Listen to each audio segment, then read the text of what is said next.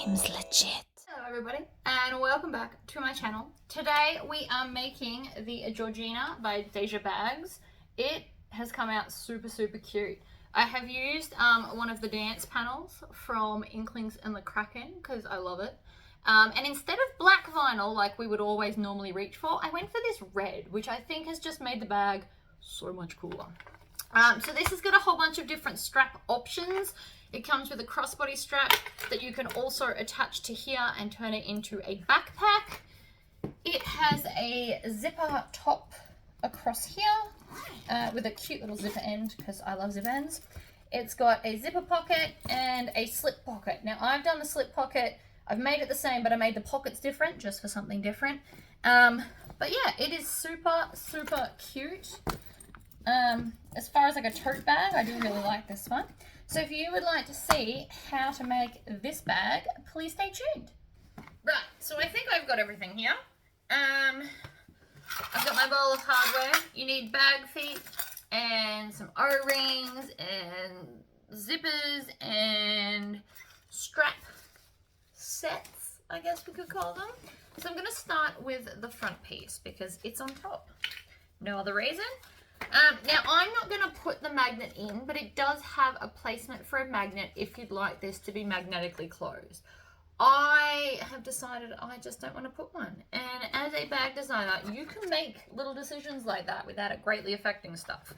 So the exterior one, this is a cotton canvas, but because it's an exterior piece, I have put the Vilene 1050F, or Hefty as I call it. And this is also canvas, but because it's the lining, I didn't put anything on it. If this was just woven cotton, I would put the medium woven interfacing on it. So I'm going to clip them together. I've just put all the clips on the wrong way. That's right. And I'm going to stitch and back stitch because we always do that. And I'm going to move that bowl so hopefully I don't drop as many things today. It's something I'm working on. And back stitch at the other end, cut it off, and then the zigzag scissors as always. These are the Class A ones because they are spring loaded and don't hurt your hands as much. I love spring loaded scissors. Okay, so then I'm just going to fold this back. And I'm going to start in the middle because it's like the turning point. And then I'm going to put clips on it and roll it back. Now you can also iron this if you want to. But I reckon I'll be alright if I just roll it back and clip it in place so that I can top stitch it.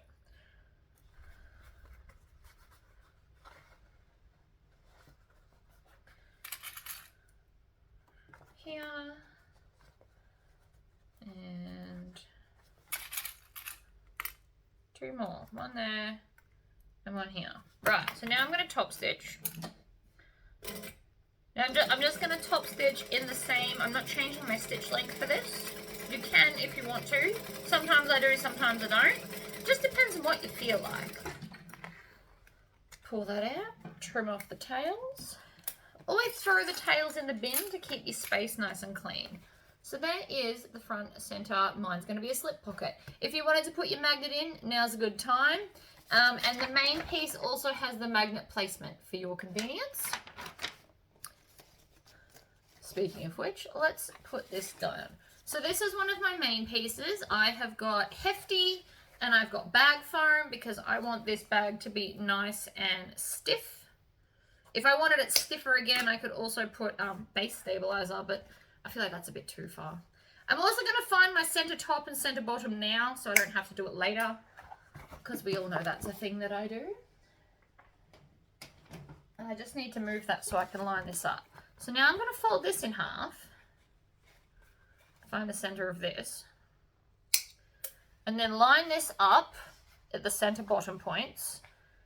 And then if you want to, and I'm going to, I'm just going to base that down. Now the handles are going to go over this anyway, but I just like to baste it so it can't move.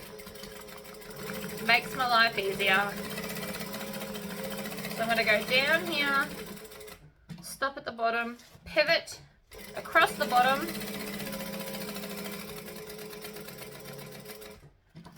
pivot up again,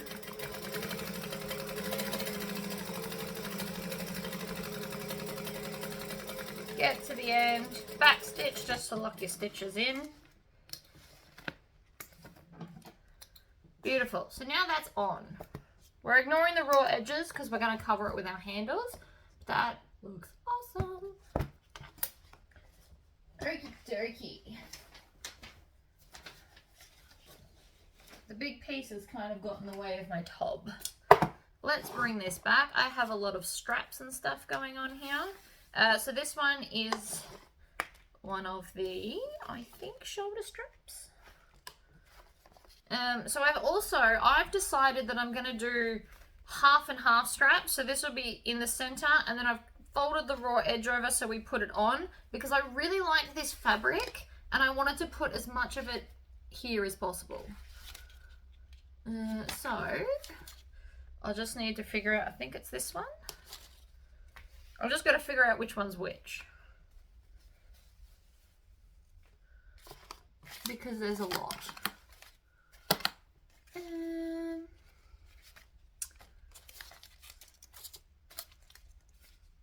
Those two, I actually think I need to join them, which is fine. We're going to do these now before I run out of bobbin thread. So, double-sided tape. I'm going to need to buy some more pretty soon. I've still got one roll there, but it's not full. I tend to buy mine 3 and 4 rolls at a time. I've bought up to 6 before because I don't live near the shop. It's about an hour's drive to the nearest Spotlight for me. So if I want big rolls, that's where I have to drive to. So I just like to buy them in bulk. It's just my thing. Right, so double-sided tape in the center. Then I'm going to peel off the backing. Throw it in the bin. Always have some kind of a bin. Clean space is much easier to work with. You're not tripping over yourself so much.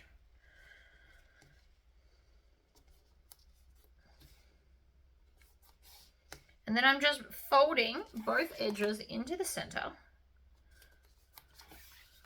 And it keeps falling off the table, which by the way is super annoying. Stop it. Now if just pushing it like this isn't enough, you can get a scraper and scrape it down like that. It does help. So if your fingers aren't pushing it enough, or if you've got a different type of vinyl and it doesn't want to stick, you can just do it this way. So you fold it over with one hand and then scrape it with the other, and it helps to create the crease, which helps prevent it from lifting. Now, depending on your vinyl, this still might not be totally effective, but it will help. Other end. Down and done. So now I'm going to take one of these strips, and I've left the selvage edge on. I'm just going to tuck that under and then put it right on the edge here. And then I'm going to stitch across. I'm going to go up to 3 3/4 back stitch, needle down before we pivot, and then line these up. So this is, I cut a 2-inch strip and a 1.5 inch strip of this. So you're just going to see a little bit of the red on the top. I could have done it thinner, but the thinner you do the fabric, the less likely it is to actually stay folded the way it's meant to, I have found. So the idea of this is just to have like a little bit of red peeking. You can do a 1/2 inch, so you cut 1 inch and then make it the 1/2 inch. It does still look good, it's just a little bit trickier to iron, is all.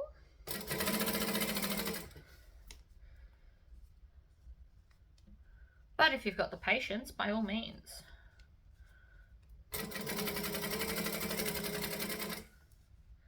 So as I get closer to the edge, I'm going to put the needle down I'm going to chop just past the end so I can tuck that raw edge under. I'm not throwing this out. I'm pretty sure I have to join it to the other ones to do the shoulder strap.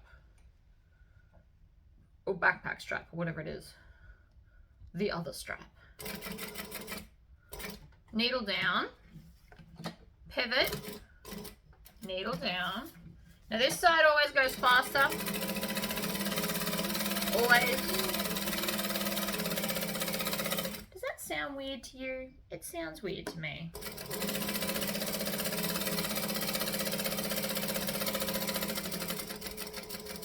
Get to the end, back stitch, pull it out, trim off those tails, then I'm going to grab my thread zapper and just melt down those ends. Maybe my battery died from overuse, feels like a thing. I think I need a new battery. It's alright, I can do it later. So that's one strap that looks really cool though. And then it's red on the back. Now obviously I could have picked black vinyl for this, but I'm trying this new thing where I use less black vinyl because we always automatically just get black because it's the easy solution. So the last 2 bags I've done, I could have done black, but I'm opting to pick different colors.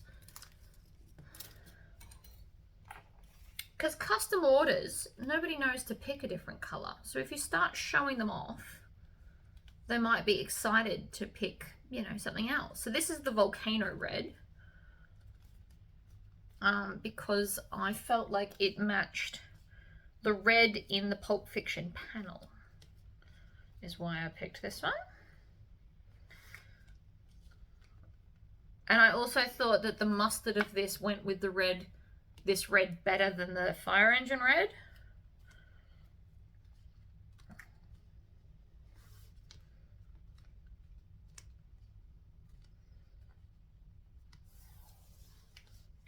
So again, we're just folding it into the center.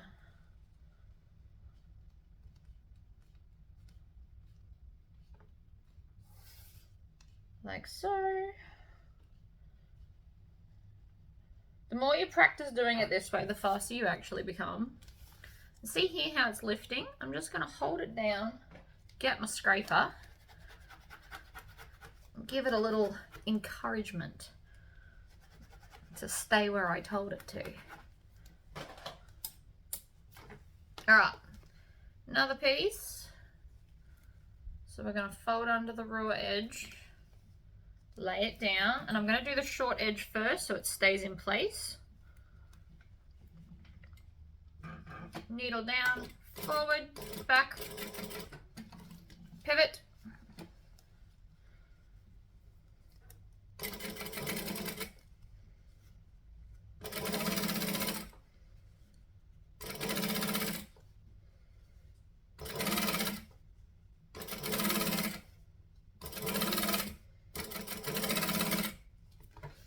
Okay, fold that down, lay that down.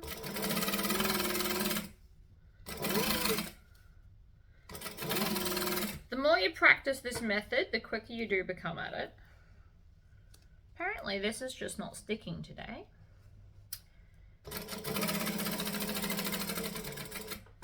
Needle down when you get close to the end, chop off that excess, tuck it under.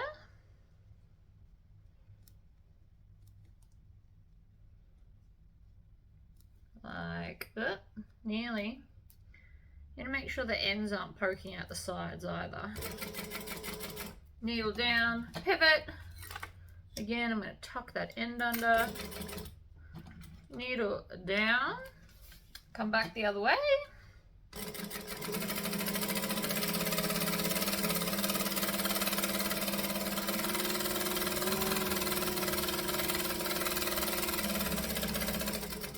And back stitch. Trim off your tails, pop that one aside. So they should look the same and it looks awesome. I'm just going to join these together. So I'm going to put them at a right angle like this. I'm going to go back to joining stitch length. And the reason I'm going to do it this way is because it stops having like a bulky section and will make it easier to stitch over. This is the way quilters do it. So I've done it at a right angle, and then I'm just gonna cut off that bit of fabric like that. I'll put it in the bin. And then it continues on. And I mean, you can tell, but it's not super noticeable, and it'll be fine. And then I think that should be long enough then. But we'll find out. So the best way to check is to just line them up. Oh, and it's still not quite long enough, which is why I've got this one as well. So I'm just going to line this up with the fabric, the colour, not obviously the selvage edge part.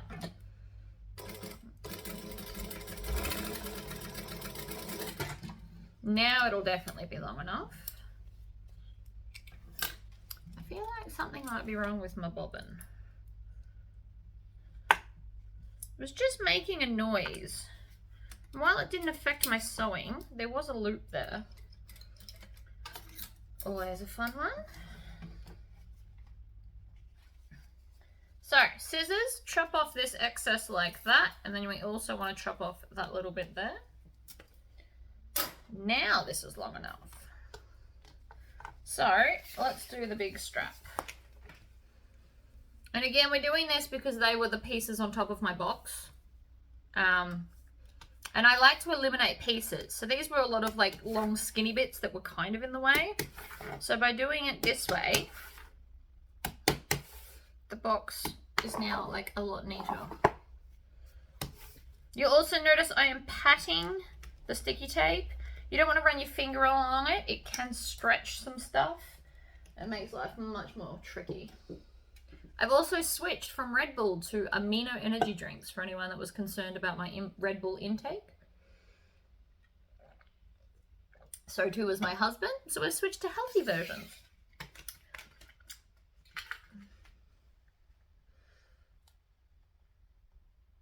Okay. Rub the end. It heats up the glue or from the sticky tape and actually makes it stick because my backing didn't want to come off. Now, because this is a long strap, I'm not going to pull the whole backing off. I have learnt the hard way that it tends to stick to my table when I'm moving stuff around.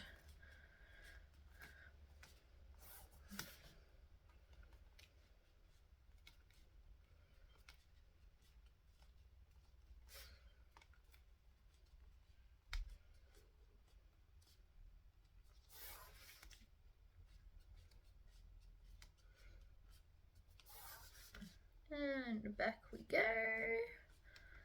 And then I'll just pull it off a little bit more when I get up to it. I know this is a lot of strap watching.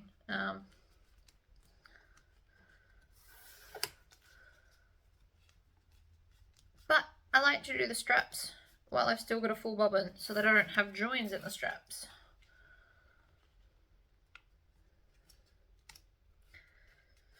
I did actually think about editing and stuff out, but not everybody watches every one of my videos, so you'd miss important key parts. I will throw that in the bin in a minute. My hands are just a bit occupied at the moment.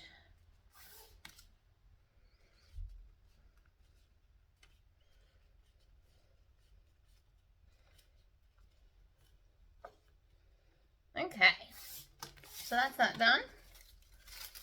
In the bin with that. And then we're just going to do the same thing again, except this one is much, much longer. Chop it off there. Tuck under the raw edge. Now this will have a few joins in it, but because of the way we sewed it, it shouldn't affect how the strap gets adjusted. Needle down.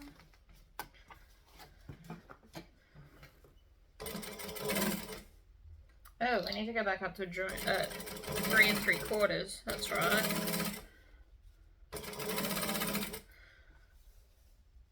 So if you line it up as you go, you won't need to necessarily clip it in place.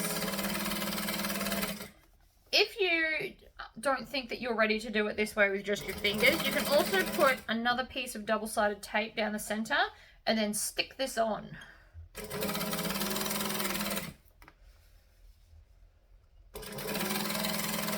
Now, because it's a canvas, I'm not worried about it stretching. If it was cotton, just like a cotton woven, it might stretch a little bit, which is not the end of the world, but just be conscious of that and try not to pull on it too hard. So here's where the first join is. You barely even heard it go over, which is nice. And here's the second join here. So it did use up nearly all of the strap.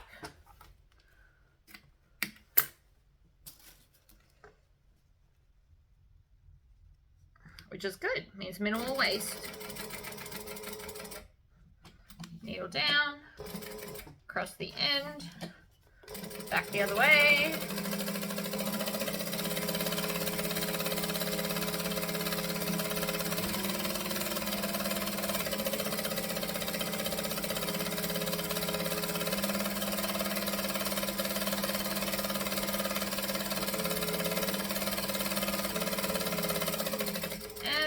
Back to the end of backstitch. Now you didn't have to fold the ends under if you're going to put strap ends on everything, because you wouldn't see them. Just a thought. Alright, I am going to pop that back in the tub and we're going to grab something else. So this is the zipper pocket, which I have just cut out a Tory pocket. But I did put that on my notes.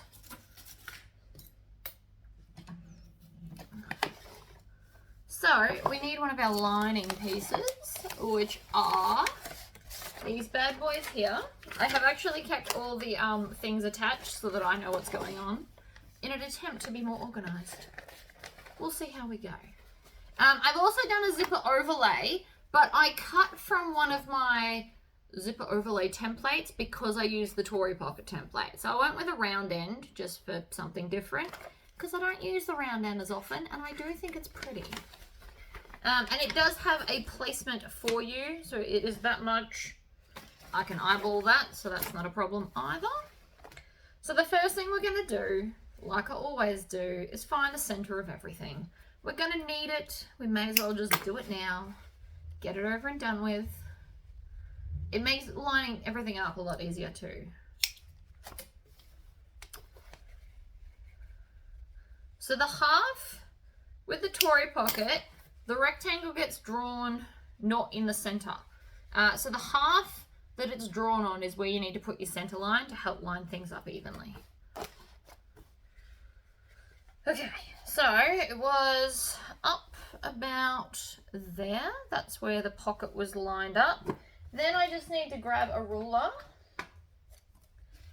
and I'm going to line it up along the bottom and up through the center. And then I just need to tug this over to also line this part up in the center because the center notches should match. And this is why we do this, because it's the easy, lazy way to line stuff up. Right there.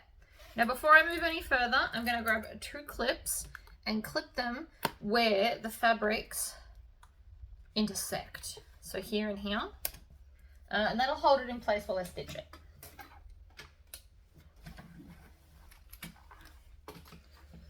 So we're going to go back to a joining stitch length of 2.5. Computerized domestic machines usually automatically, when you turn them on, go to either 2.4 or 2.6, which for me is pretty much 2.5, which is why I picked 2.5. Mine's also not computerized, so I might be a little bit out. I twist it to what I think is 2.5. So I'm just stitching the long lines of this pocket and I'm making sure that the ends stopped perfectly evenly. Now it doesn't matter if you go over a stitch or two, so long as the ends are even. Then I'm going to come and trim off my tails and trim off this jump stitch from when I jump from one long line to the other. And then we're going to take some scissors. I'm using Class A because they're the ones that are on my magnet. Now, if you line this up, when you snip in the middle, it will be even. Now, you'll notice that I use my finger to push on the scissors. It just gives it a little extra something so that this hand doesn't have to work so hard. So I'm going to chop down the center, and when I get to about 3/4 of an inch from the end, I'm going to triangle out like this. So you want a pretty decent triangle because it's easier to tug on if it's longer, and it's easier to stitch over. But I am just eyeballing it, so it doesn't have to be exactly 3/4 of an inch, although if you're new to sewing and paranoid, you can obviously mark it with a ruler. It's not a problem. I can tell you exactly how long it is. It is, oh, this one's about 1 inch on this side. Okay, so I did about 1 inch today. But anywhere from 3/4 of an inch to 1 inch is totally acceptable. It just needs to be long enough to tug on. So, I need to go to the iron for this, but I'm going to show you what I'm going to do. I'm going to flip this up, and I'm going to iron and push that so it's flat and up like that. Then I'm going to flip both of them down and iron this so it's flat. Then I push the pocket through like this, and then I'll open it out so it's flat this way and iron everything flat. I'm going to iron it because it is the canvas and it's not going to sit as flat and beautiful if I don't. So I'm going to go and do that now, and then I'll come right back. Ta-da! It is all beautiful and flat, and then this should just fit perfectly over that. Now, when I say perfectly, this will be slightly a little bit shorter than this. And the reason for that is so that you won't see it popping out the end. So I know some people were concerned about that. It's meant to be that way. So, double-sided tape. I'm going to use 1/4 inch or 6 mil double-sided tape because I don't want this popping out any of the sides of the overlay. You don't have to do an overlay if you don't want to. If this is slightly above your skill set and it concerns you, you don't have to do it. I just think it's going to be pretty, and it's really going to accent where the zipper pocket is. So that's why I'm doing it. So now that the zipper's on, or the double-sided tape's on, peel off both the backs, and then we're just going to grab it and hover it over, and you shouldn't be able to see any of the pocket. Like that. I don't know if you can tell, but there you go. Now, I'm going to not stitch this pocket. So we're just going to constantly move it out of our way. We are going to go up to our 3 3/4 stitch length. So a nice decorative one. And I'm not going to backstitch. This is one of those few times where I don't backstitch. I'm going to get closer to the end. Then I'm going to take my thumb and I'm going to push this bit of fabric down so that we don't stitch it. And always do that with your needle down because I just moved it, which was so not cool.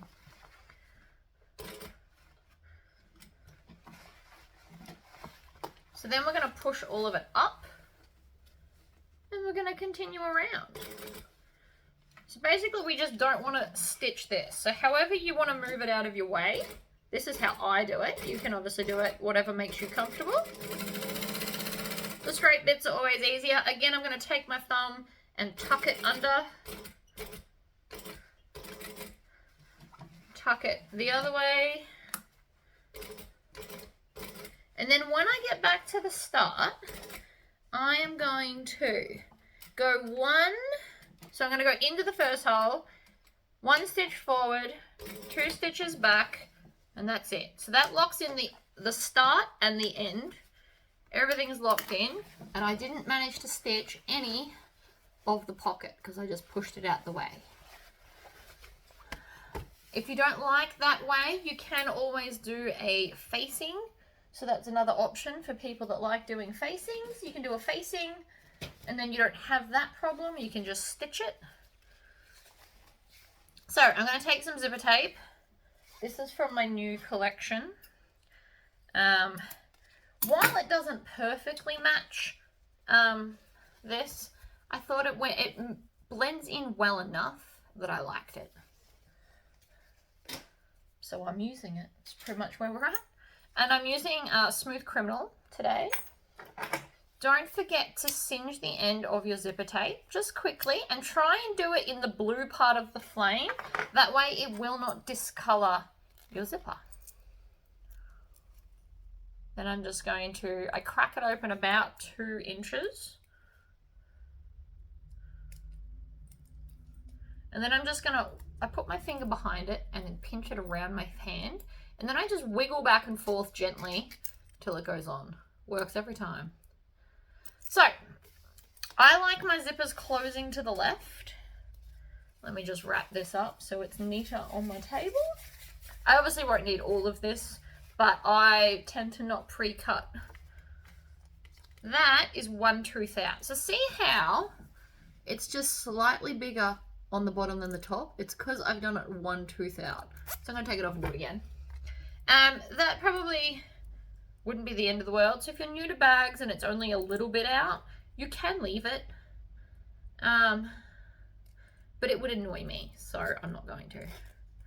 There we go. See how now the bulge on each side is even? That's what we're looking for.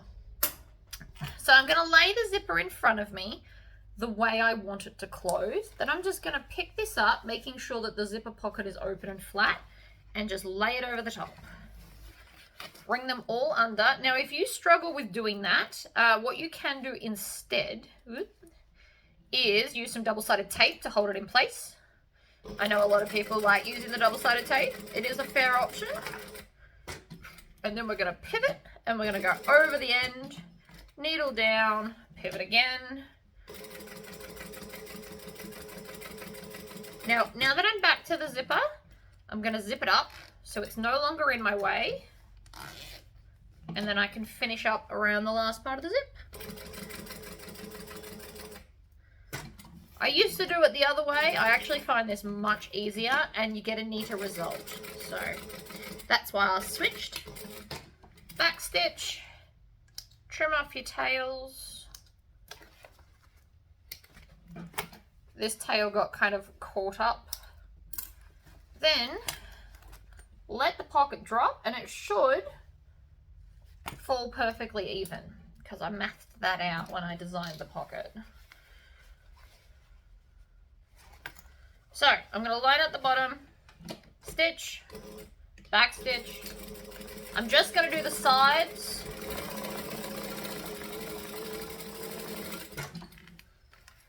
Trim the tails. Other side.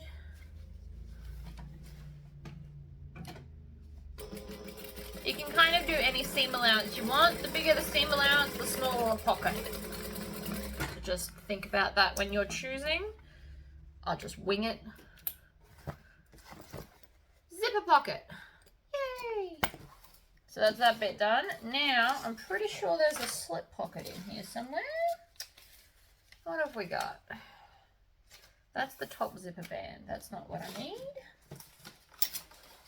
Here we go. I think. I don't know. I cut off the bits that we needed to know about. And I'll explain all of that in a second. What have we got here? Crossbody connector. Not what I'm looking for. This is what I'm looking for.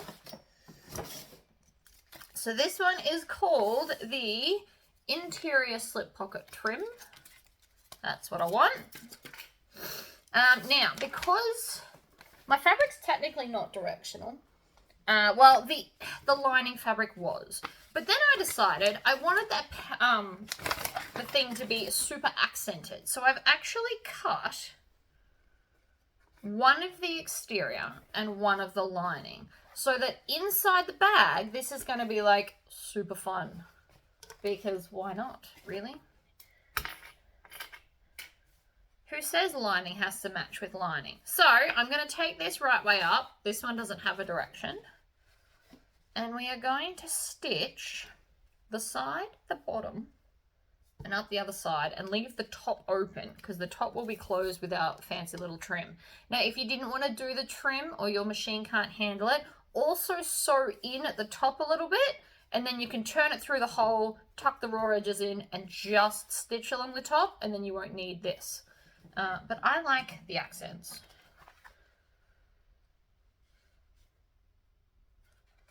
But the interior pocket does have the option for both.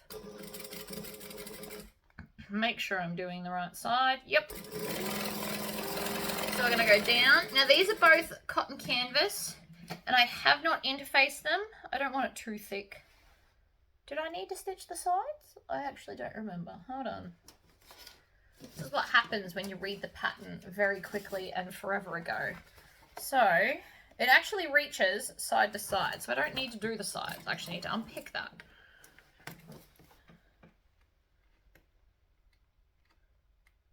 So if you snip, I actually do it this way. So I open it up, I'll snip and then pull. Snip and then pull. This is the way I have found to be the quickest to unpick things. And then you can just grab like a lint roller and it'll pick up all of your threads. Or you can just leave them. If they're in the seam allowance, won't matter anyway.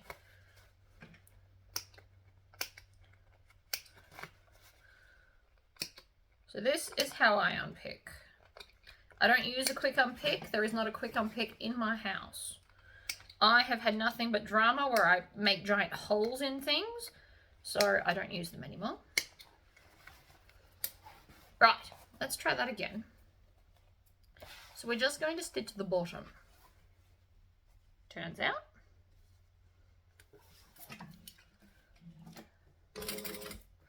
And back stitch.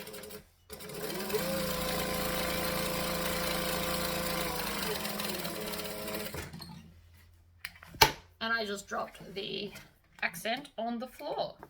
Again. Seriously, not a video goes by where I don't drop something. Okay, so now I'm going to fold this in half, and I'm just going to use my little squeegee thing to create a crease at the halfway point. This is going to make it easier to attach in a minute.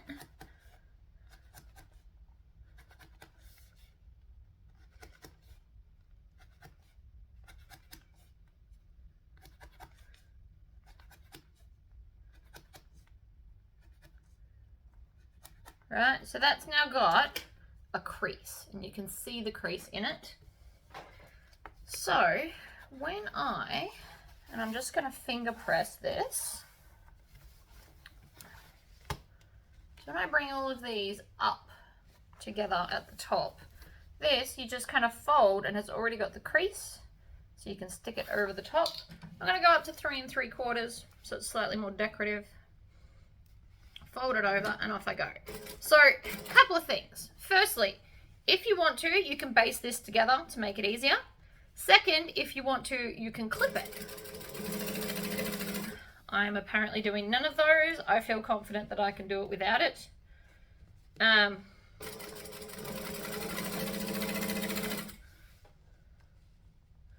don't do it if you're not confident. You don't want to wreck your beautiful bag just to save 2 minutes on clips. But it is fairly straightforward, so if you want to try, that was a good piece to try on. So that is now my pocket. So the inside will match the lining, but the outside's fun and radical. So let's grab our other lining piece, which is here. And it's got a slip pocket placement line, which I am just going to measure with a ruler and do it that way.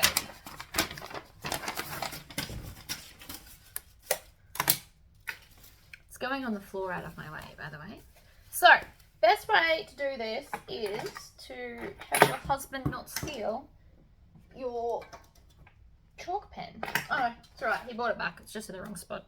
I need to buy him one of these. I need to get more for my website.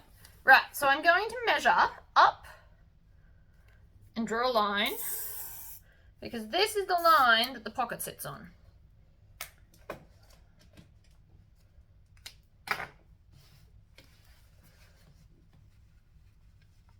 So I'm going to line up that bottom like so. Now if you want to, you can base it to the sides as well. I plan on doing that, so I will be sewing 3 sides. I'm just basing it at like 1/8 of an inch, just so it sits. You don't want it flopping around later. Then 1/8 of an inch along the bottom, lined up on that line.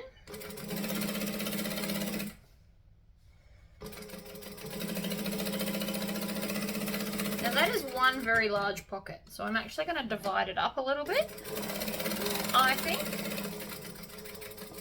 So you've got options. From here, you could just divide it up the middle, which would work. You get 2 big pockets. You could do a third and a third. You could do a third and then...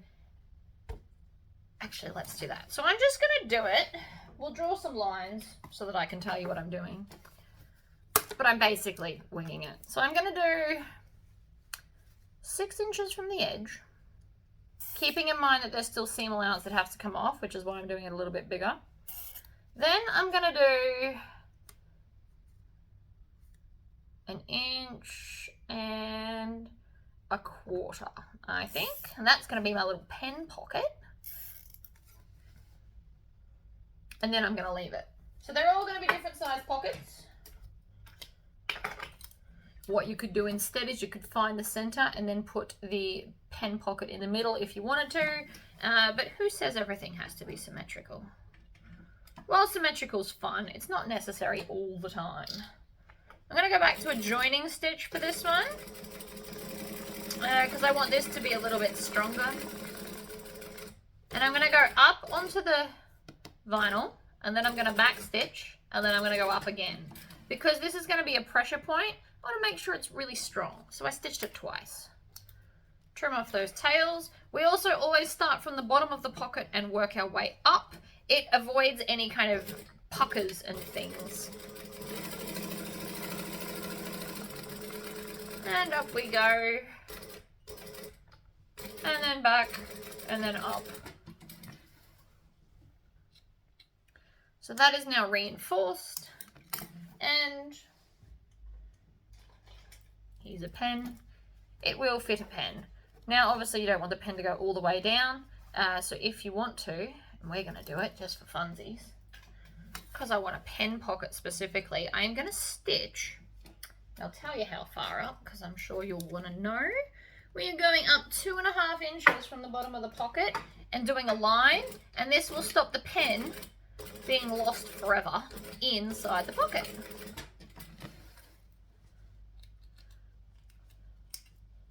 Right, so now when I get my pen, it can't go any further than that, so you won't lose it. Now, you obviously don't have to do those pockets, but I think, and you can barely see the stitching too. I think they're fabulous. All right, so now, what are we up to? We'll pop that aside. Oh, after we trim off those tails, of course.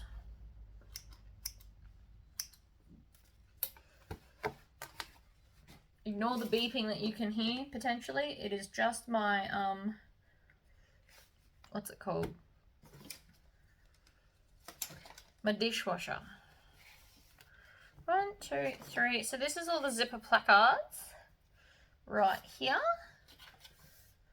That's the top zipper band, crossbody connector.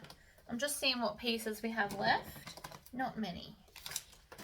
The big one is going to be the connectors on the front, but we'll get to that. Now, I've just looked at this piece. See that end? It's not even. I can't use that. Well, I could, but I'm not going to. I'm actually going to cut another one because it's taking out like the seam allowance part, and it's important that these are all the same. So I may have just accidentally snipped that. Definitely a possibility.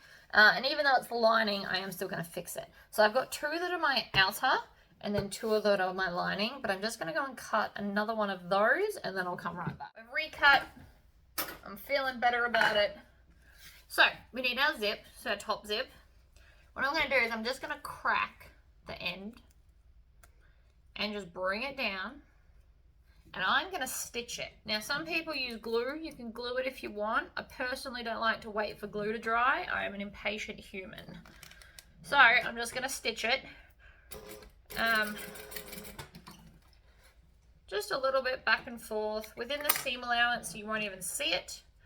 And then I'm going to do the other side, same to the other side, so that it's even. We care more about even than anything. As long as you can get it even, we'll be fine. So I'm going to stitch it, back stitch, just a couple of times, just to kind of temporarily hold it in place. Yep. So now I'm going to flip over all 4 of these pieces. Now again, because it's canvas, I haven't actually put any interfacing on this, but you could if you wanted to.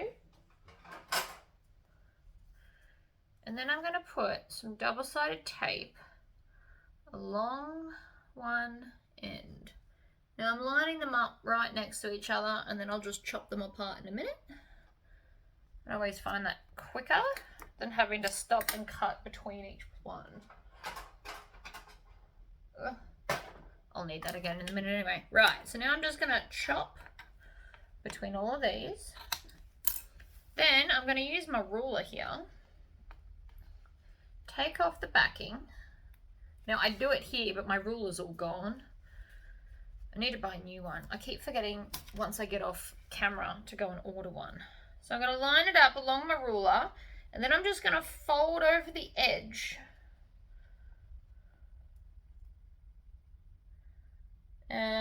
Like so. And I want them all to have the same end. So that's why I'm using the ruler to do it. It'd also be nice if the backing had come off.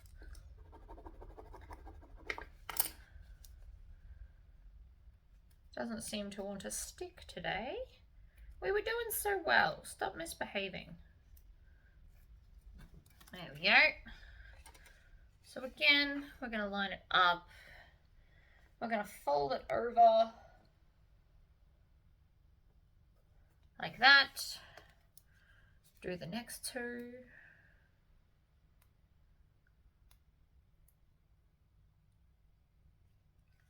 Come on. Don't hate me now. We've been doing so well. So well. To here. Fold under the end. One more to go. Now you can iron this instead. Especially if your double-sided tape is giving you grief like mine is. Doesn't want to let go of its backing. How very rude. Alright, so now I've got all the ends folded under. I'm going to take one of my linings,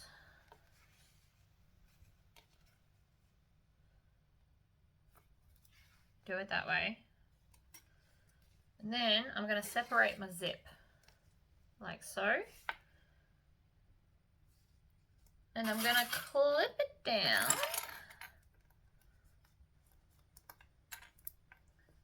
along here. Now I still have to add the top piece, but I like to do stuff the way I like to do stuff.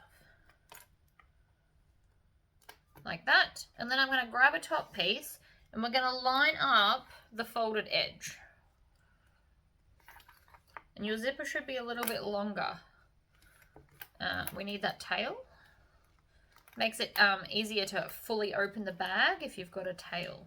So obviously you don't have to if you really don't want to. But it does make it a lot easier, so that's why we do it. So then we're going to take the other one. So the side where the join is goes where the open end of the zip is. So this has to go up here like this.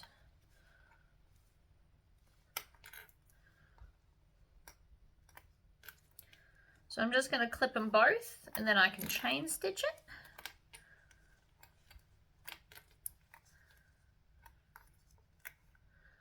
And then again, we're going to go to the join end first and line them up. It's important that they are lined up. And then work our way down. Now you can do all 3 at once. I tend to find that this is quicker for me personally to do 2 and then the 3rd one rather than trying to fiddle around with 3. That's just me. So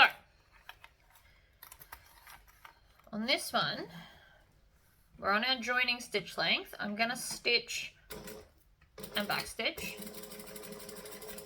You're going to make sure you go over those teeth, and then we're going to pivot, and the edge of my foot is up against the edge of the zipper. Now, depending on what foot you're using, that may not be the case for you. And then when we get down to the end, we just want to stitch to the end of the fabric. We don't want to go onto the zipper tape. Like so. And then this one,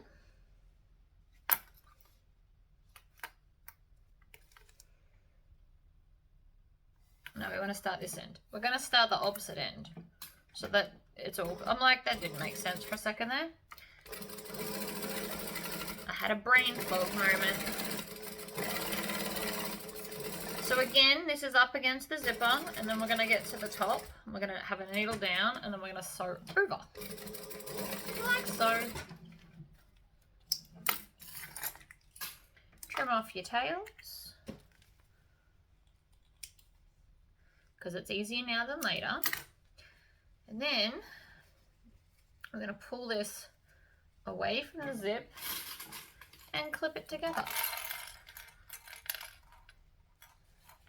Now you can iron this if you want to.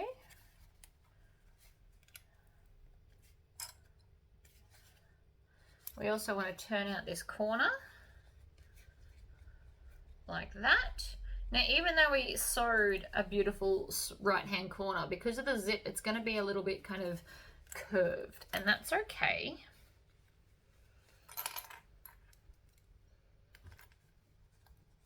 So we want to line up the raw edges, and we're just clipping it together because it's going to be easier. You can also glue the inside together if that's what would suit you better. Going to do the same thing to this one. So again, the zip will kind of go as a bit of a curve. Line up the raw edges again.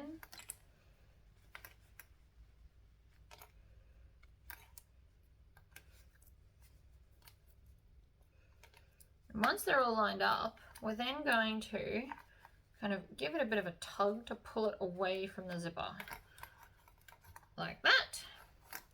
Okay, let's get stitching. So I'm going to stitch all the way around with 1/8 of an inch seam allowance. I'm going to start here. I'm going to pull on that zip so it moves away, like the fabric moves away.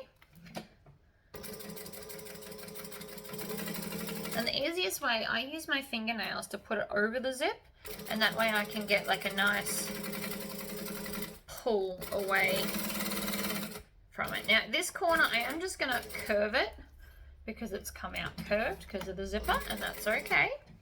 And then I'm just going to baste this raw edge as well,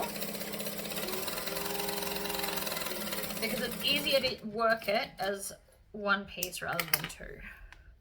Right, so that is now one zipper piece done. So we're going to do the same to this one. You can start wherever. We can start on the raw edge if you'd prefer. Actually doesn't matter. Wherever suits you best.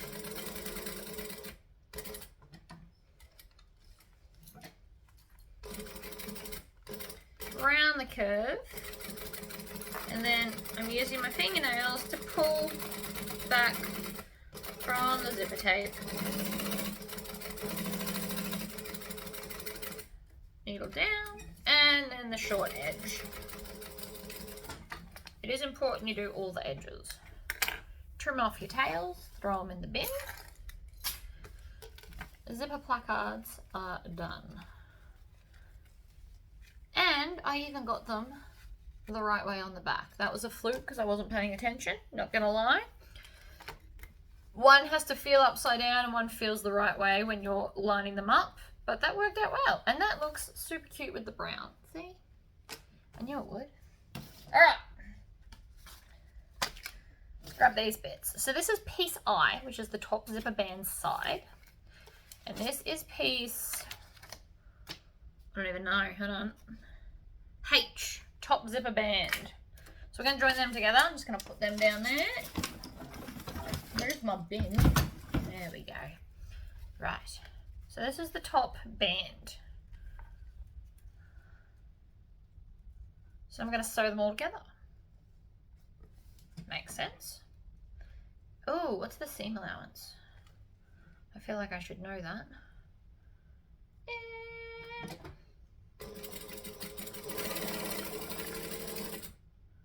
Right, and then we're going to do the same to the other end.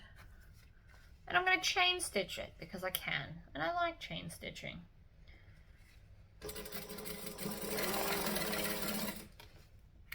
Snip. Grab this end, join it as well.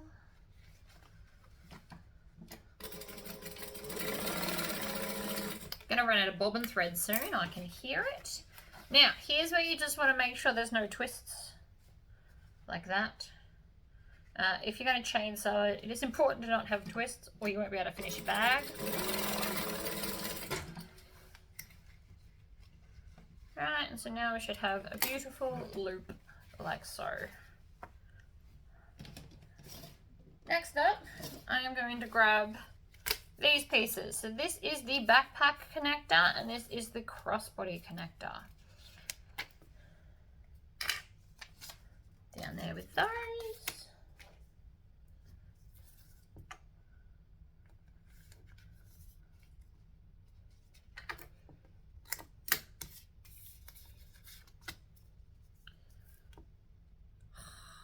Right. I don't know why, but making the Pulp Fiction bag is suddenly makes me want to make a Kill Bill bag. I love Quentin Tarantino films. They're fabulous. Alright. Squish it together, push it down.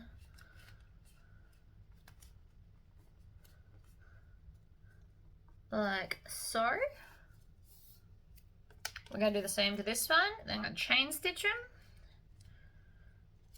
Now you can stitch in the center or the edge. I think I'm going to pick edge today just because I feel like it. So I'm going up to my 3 3/4 stitch length. And we're going to stitch, and I just ran out of bobbin thread. See, I knew it was coming.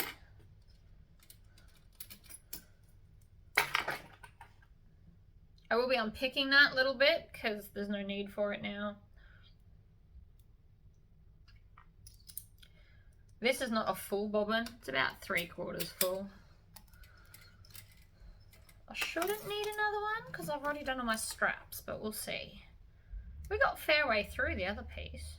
We've done all our strapping, except our strap connectors on the outside, but we're getting to that. One. Now these get cut in half, so that's why I'm not back stitching. Won't matter anyway. I'm going to trim off those tails now so they don't get caught up in stuff.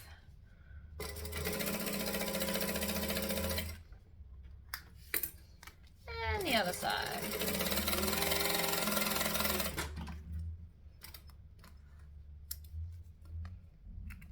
Done. So now we're going to cut them in half. Class A scissors for vinyl. And again, I didn't get the other ones while I turned the camera off, so it's fine. Done. Don't need that, pop that down there. So, what have we got? I didn't get D-rings. Of course I didn't. It's the one thing I forgot to grab. That's okay. All right, so we're gonna need D-rings for all these pieces. And then we're going to connect the little ones to in here. Oh, the big ones, sorry. These ones come in here to hold a D-ring. And then these ones are for the outside. So, I need to pause again because I forgot the D-rings. Give me a minute. Right, D-rings acquired. So, one goes on here. like this. I always like to put a clip on it to hold it. So this will have a top and a bottom depending on your fabric. So we need to attach this part to the bottom, and I'm just going to put it in the middle and baste it down.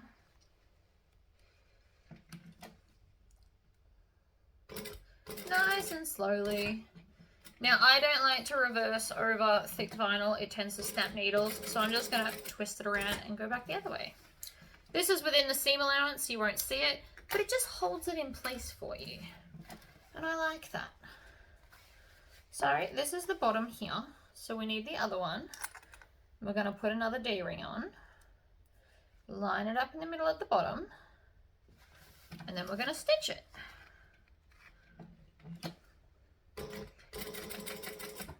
Needle down, pivot 180 so we can go back the other way. Again, this is just to help hold it in place while we sew everything else. And then you want to double check to make sure they're both sewn on the bottom, which they are, so we're good. Now I want to clear everything.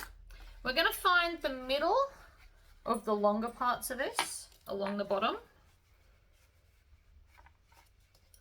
which is there. And there.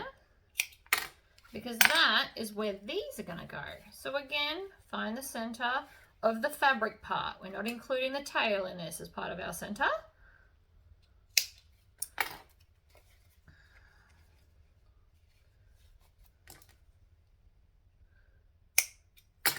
Okay, that is the center of everything. Love it. So now, this is going to sit in like this. And I just want everyone to fully understand this. So we need our zip to be in like this. So we're going to put the exterior together. And that's why we do it that way. So that's like the visual way to figure it out. If you're having like a confused moment, hold it up, sit it in the way it's meant to be, and then the right sides touch is how you figure that out. Because I know that when I first started making bags, that would have confused the heck out of me. So it wants to be sitting in up like this, so the raw edges are together and you can see the lining.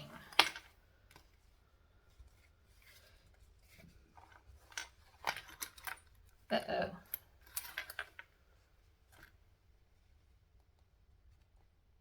Did I put all the tails in the same way?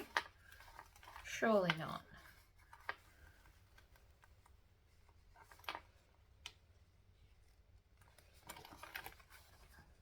That way, and that way, and that way. There we go.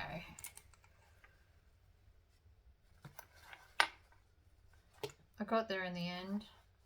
See, I just had a confused moment. I thought I did my zipper backwards. Oh, more clips. Clips are over here. So we're clipping all of it together in order. Or in my order, at least.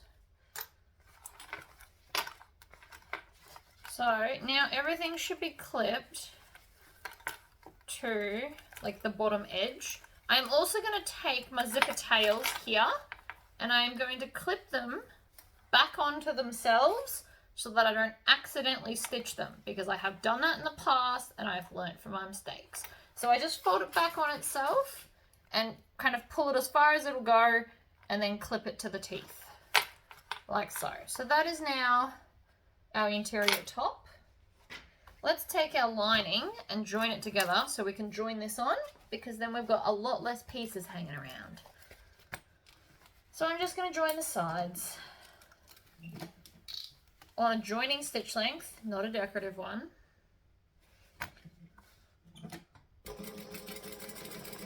We're going to go down, we're going to angle in, we're going to go down, all the way to the bottom, without knocking everything off my table. Because I nearly just did again.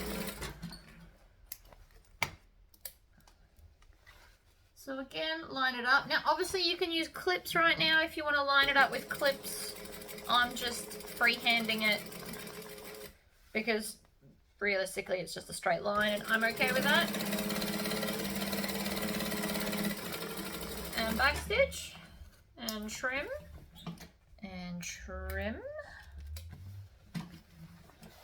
So now we've got our insides. And so now we're going to push this so it's facing out. And then all the clips are now going to sit on top, and that's going to go inside the bag like this. And this side seam here is where our strap connectors are going to sit. Like this. Right in the middle. You'll need more clips. So many clips. All the clips. And I'm going to clip. So I'm going to put 3 on that little bit. Like that. And then I'm going to come and I'm going to do the opposite end. I always like to line up the edges first. Because then when I pull that, it should all just fit in. But you always want to get your side points in check first. That's just me.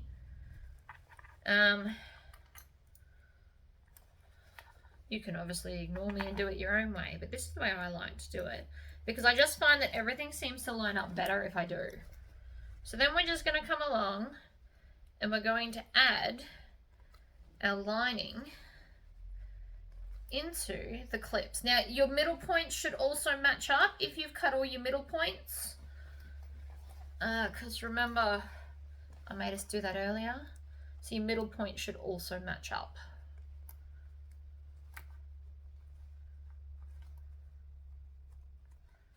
Right. So now we've got all of that together. So I'm going to lift this up. We're going to come on in. I'm going to take off one of my clips. I'm going to switch these two around. And now we're going to stitch. Stitch and back stitch. And you can start wherever, doesn't matter. We're going all the way around. So I'm flipping it over, bringing it around. You want to go nice and slow when you get to those side points where your strap connectors are. We are going to reinforce them with rivets later.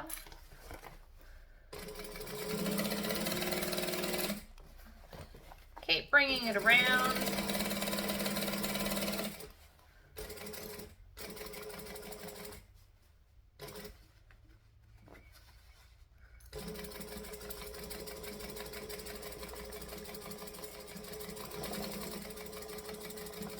And back to the start and back stitch. Needle up, pull it out, trim the tails. And any other tails you can see that you missed earlier, like this one. And so then, when you pull this edge up, you should now see your zipper placard in the right way. These are a bit floppy, don't worry about them, we're going to do that later. They're allowed to be floppy. And everything should line up beautifully. So that's the inside done up until we need to join it to the back. So we're going to put that aside. And now we're going to go on to the more complicated section, which is these bad boys, which are our external connectors. So we need this. I've got this here because it's got some markings that we need to know. So the idea is that you put this on here to reinforce it. This vinyl's quite strong. It is marine vinyl, so I'm not super worried about that. But what you would do is you would iron this on to here like this. Or you could double-sided tape it down, because either way we're going to stitch through it. But it's just to reinforce the handle. I'm okay though, I think. But I did cut them out to show you. So what I'm going to do, on this, there is something called a top stitch mark. So what I'm going to do is I'm going to fold it at the top stitch mark. And then I'm going to mark it with some chalk so I can take it off later. We're going to do that to all of these because that's a mark we do need to know. So line it up along the bottom, mark across.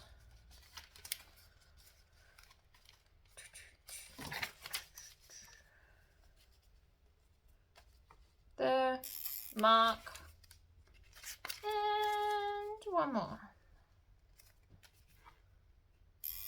Like that. Now, double-sided tape down the center.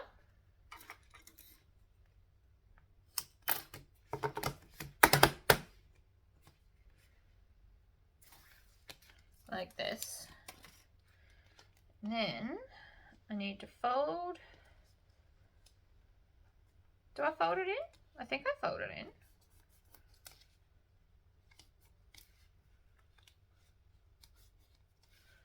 Like this, into the middle.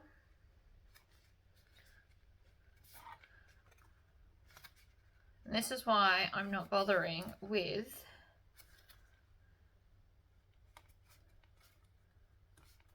the interfacing, because that is now thick enough. See? Beautiful. So now we are going to top stitch down to the mark that we made. So I'm going to just go from the edge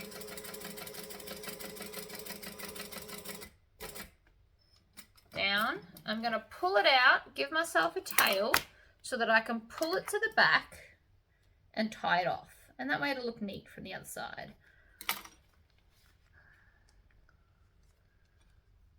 Like this and like that. And then let's do the other side.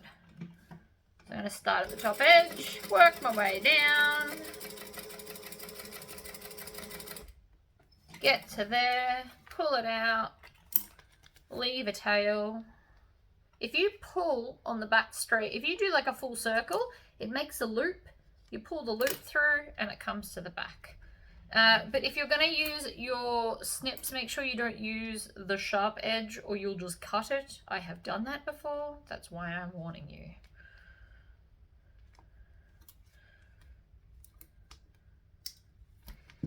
Oh, and look at that. I dropped something else. All right, chop that off. That is now one fabulous panel.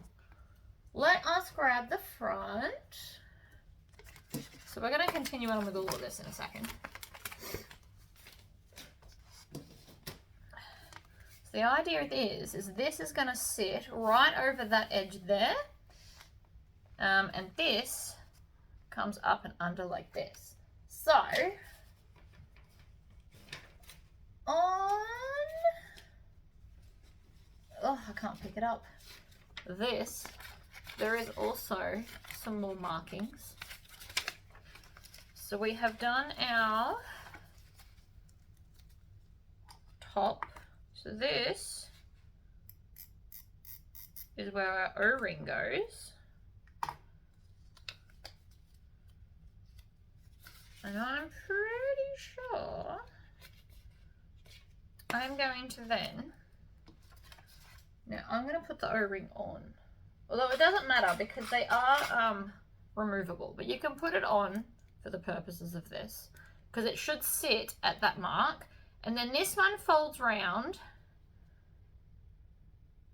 to line up. So if you fold this over, the raw edge lines up there. It's actually going to go a little bit past it. So, O-ring, fold O-ring at that mark like that. That's where my O-ring goes, and I'm going to just temporarily have it here. Then we line this up like this. And then, this is where we get all fancy. We're going to hold this and we're just going to stitch this part down to reinforce it. So I'm going to hold it exactly where it is. Now you're not going to see these stitches, so they don't even have to be neat. I did backstitch though because I want to lock them in. right? And then we're gonna just keep twisting.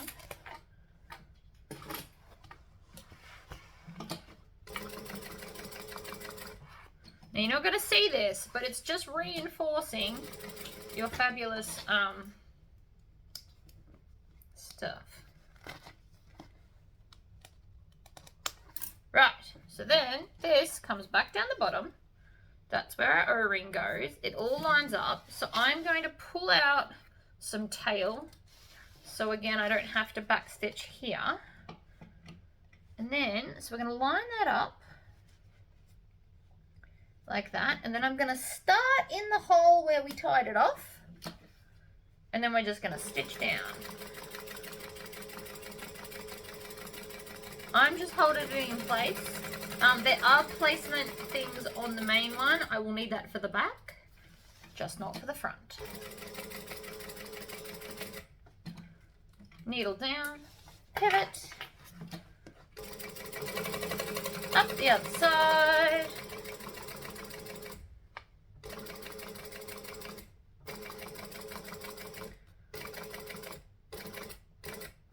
And then needle down, pull it out, leave some tail.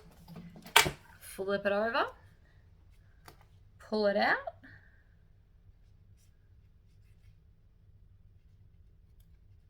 right, like that, and then we're going to tie it off. 2 or 3 knots should do.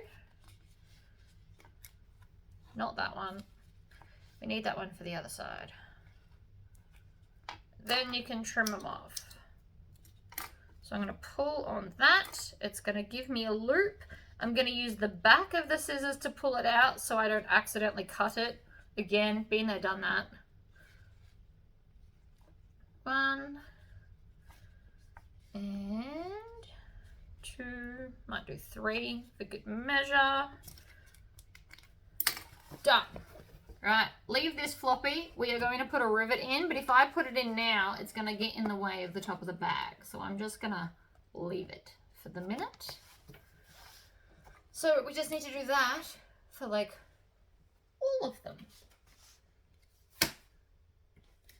Double-sided tape down the center. Now if you can't eyeball the center, draw a line, fold it in half, something.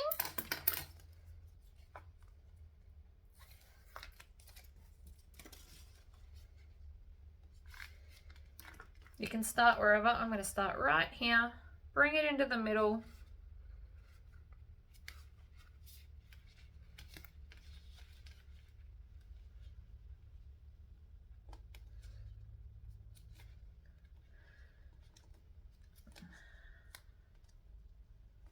Like that.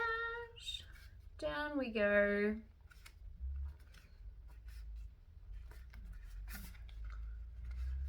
Again, we want the middle, like that. Fabulous. So again, we're going to stitch from the top edge. You can back stitch this, you won't see that. And then down to our marking, and hopefully you didn't rub it off in the process of doing all of this. Pull it to the back, tie her off. Do them as you go. It will help.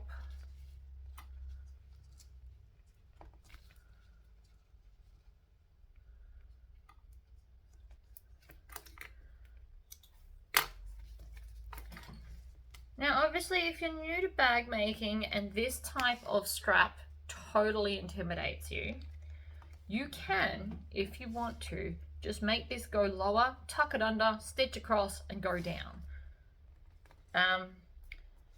The way this bag's done is just the way it kind of sits nicely, but you don't have to do it this way if you don't want to.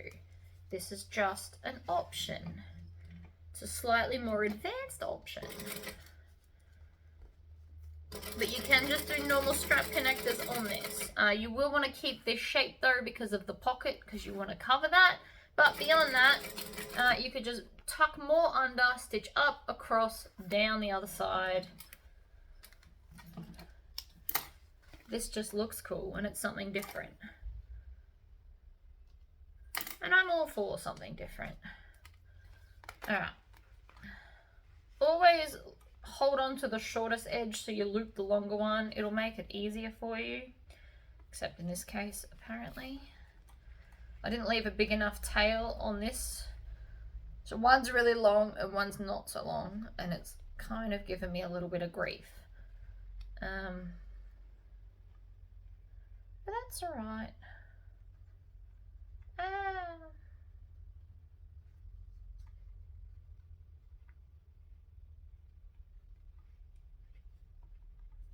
Like that. Again, you can always backstitch if you want to. This is just one step nicer looking. That's all. Backstitching is definitely quicker. I will give it that. Right, this is stop sticking because it's being rude. How dare you? So, because of that, I'm going to grab my scraper and scrape those edges. Making the crease in the edges is what helps it stay where it's told. Okay. So then we need this one. We need to mark our O-ring placement. So you can actually put this on top. Line it up with the top and then just boop, like that. And so we're doing a different, well, I'm going to show you all 4 of these because the back's got like another step. So again, grab your O-ring, slide it up to the point that you've marked like this, then line it up along the bottom. So it's going to sit there, and then we're going to lift this up and stitch the underneathy bit. Now again, you don't have to, but this does reinforce the handle to be extra, extra strong because it's got a whole bunch more stitches going on.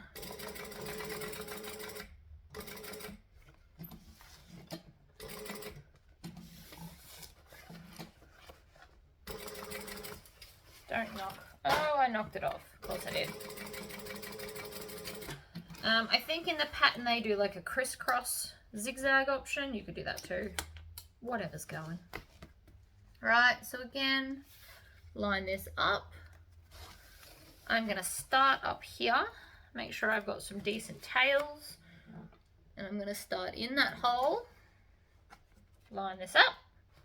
Fold it over because it's too big for the throat of the machine. And off we go.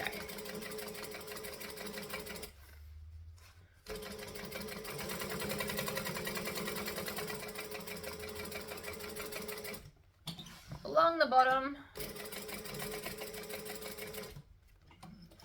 needle down, pivot up.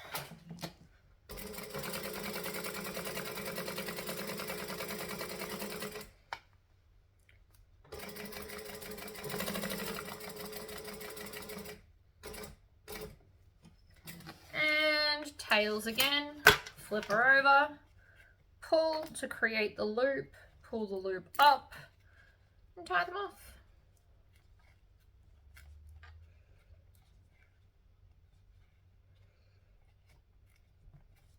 So everything's just reinforced now. Pull.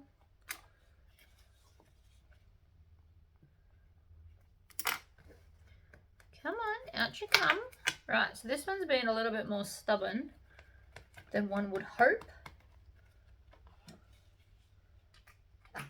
Sometimes it needs some coaxing, so I'm going to use a giant needle.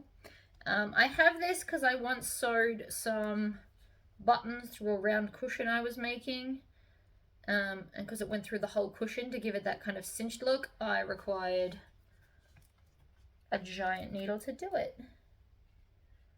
Okay, so I've got hold of the loop. I'm not sure why it doesn't want to come out. You don't want to pull with all your strength though, because you will just snap the thread instead of pulling it through. That's a whole other problem. So I'm being firm, but not too rough with that. Some things I'm like, go right ahead, be as rough as possible.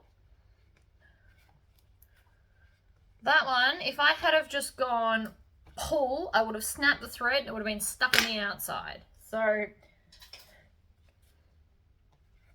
firm but not too rough or you'll snap it.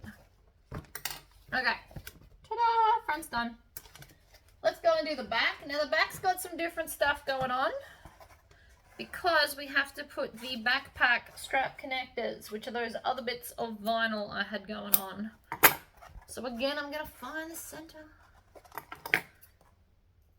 of the top and the bottom because it'll just be easier for later. These bad boys are gonna have the other two D-rings that I have grabbed, right? And the idea is they're gonna sit like this, and then the strap connector, even though I haven't done it yet, will go over it. So like the pocket on the inside, except we're working from the outside. That's the idea of them anyway.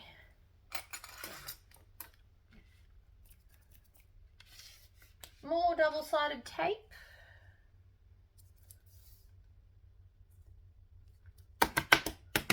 Pat it, don't drag it.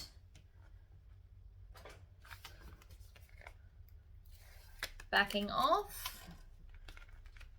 I use my finger to hold it and then pinch and flatten.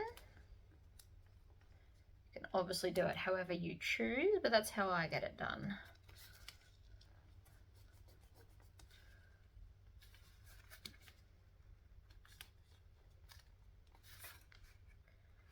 Pinch and down, pinch and down. Right, now, this one has your placements.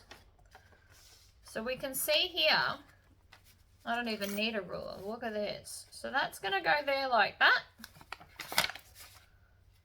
So all I have to do is tack down this edge. Like so.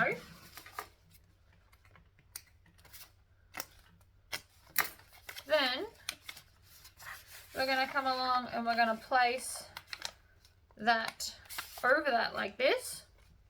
So that's where that goes. I just want to make sure it's going in the right direction.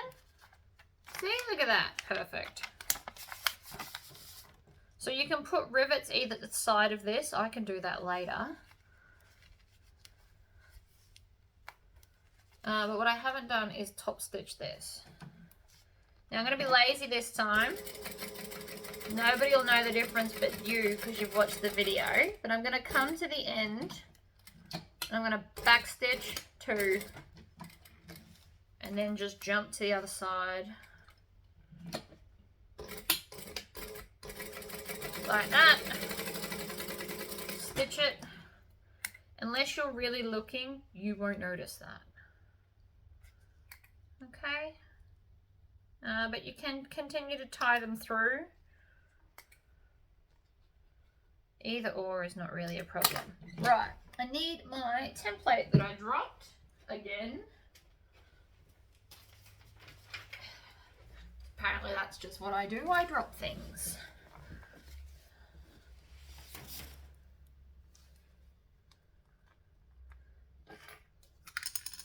O-ring placement. Mark it, grab an O-ring. I'm actually using gate rings, by the way. So the gate rings open and close, so I could actually take these off if I needed to. I love gate rings. They make me happy, weirdly enough. Right, so we're gonna line that up like that. So that's where that's gonna go, but let's move all the stuff out my way to avoid dropping everything. So even though I've clipped this, I now need to get up under here. So I can just come in this way. Except I just knocked that. Did you see that? I knocked it. So because I've already got the bottom clipped where I want it, this is where this is going to go. Like so. And then I just want to stitch this down a little bit. So I can just kind of push this to the side and do it that way. This is just an added reinforcement. I possibly wouldn't have to do this. I just am. Makes the bag strong. Right. I've now got added strength and protection. Like so. Then I am just going to come to here, needle down, stitch, back stitch, and off I go. Down.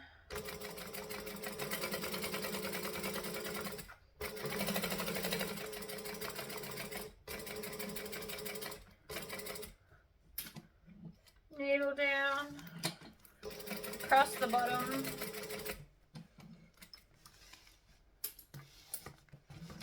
up the other side, fold that over because it's in my way.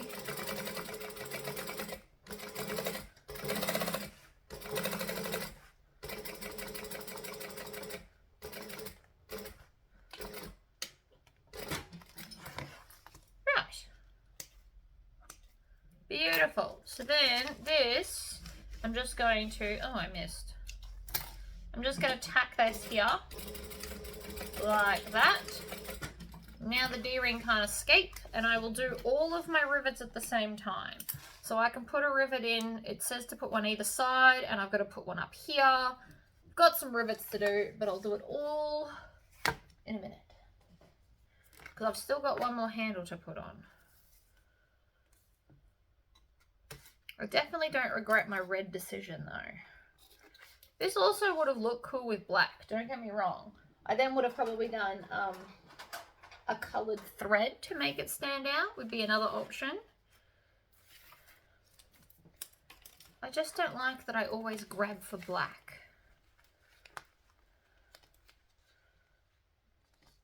Now obviously, because of the red, the bag is no longer for everyone, but that's okay.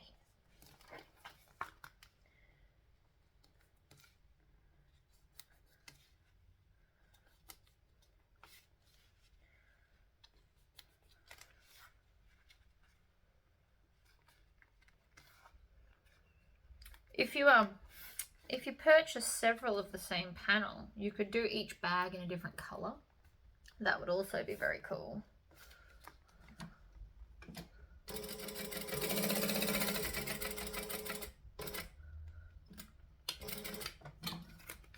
Twist the other way.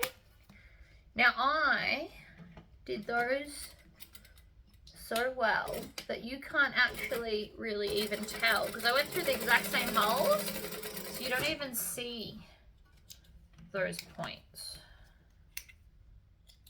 Look at that. Can't even tell they're back stitched. All right. Line it up. Mark the O-ring. Boom. I no longer need that. Oh no, no, I didn't good. I'll pop that over there. Grab this, line it up at the gate ring or your O-ring. You don't have to use the opening ones. You can use whatever you want. We need this. I'm just going to temporarily put a clip in that. We need this, which lines up here. There is also measurements for all of these things that I'm doing, but it is also just as easy to stitch it down. I can also do the edge bit first. Now it won't move. Then I can grab this, line this up there, clip it to the bottom. Just make sure you don't get the paper, obviously.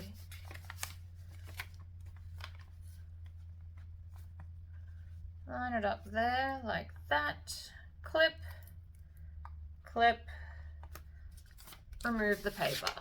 Ta-da!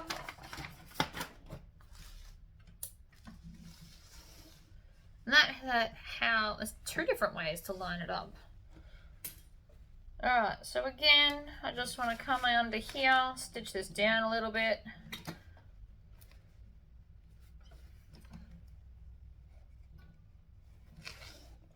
Make sure that it didn't shift during me doing that. Also important.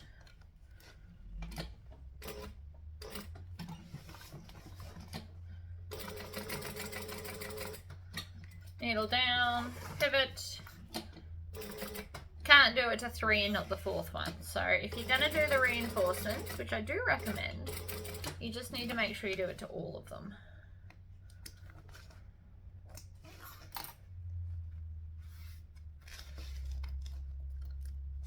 No, if I start, whoa, I start up here.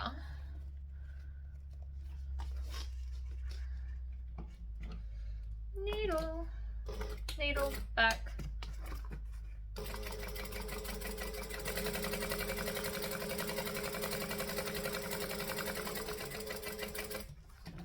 Across the bottom. Up the other side.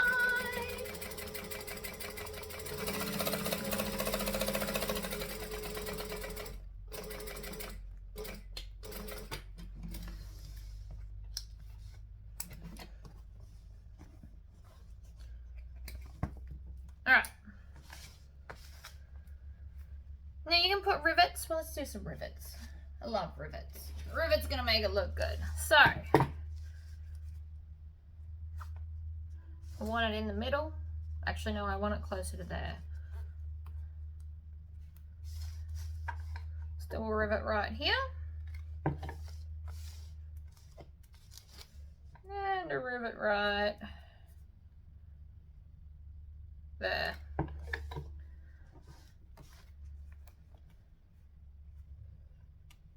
Now, this will need a rivet up there, but I don't want to put that on yet. We're going to do that later. Pretty sure we do them later anyway, in the pattern. So let's do these 2 rivets.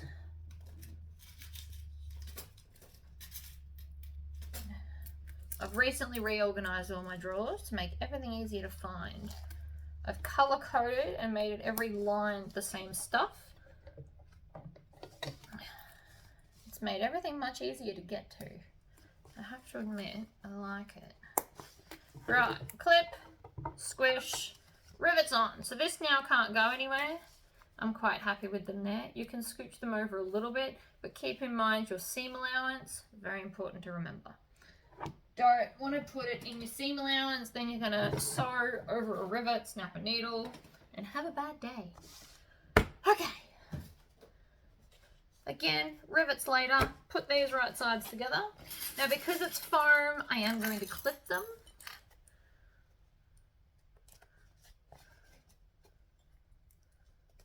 So you want the bottoms and the tops to line up. I mean, it should anyway, they are the same size, but you know, on the off chance that something's gone wrong somewhere, clip the top and then the bottom and then work your way to the center. Bottom and then a second one, because one is never enough. Top. Okay. Start at the bottom. Joining stitch length of 2.5. Back stitch. And again, you want to feel for the D-ring and make sure it's facing in far away from your seam allowance.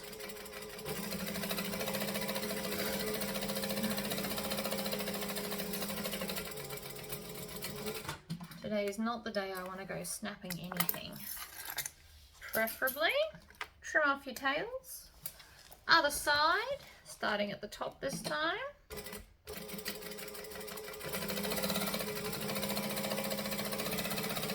Again, I'm getting closer to here. I'm going to just double check my D-ring. Make sure it's facing to the inside so that you don't snap a needle.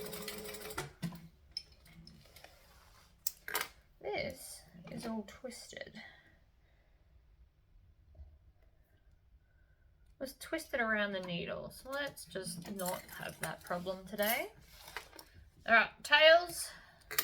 Now we're on to our base. So I'm doing bag feet as always. So I'm just actually going to clip this to here. I've already put my logo in the center. I went with like an orangey color that matches the animal print as best I could with what I had in my cupboard. It matches pretty well, to be fair. Then we're going to punch. Oh, hole there. There. And I don't do the one in the middle because that's where my logo is.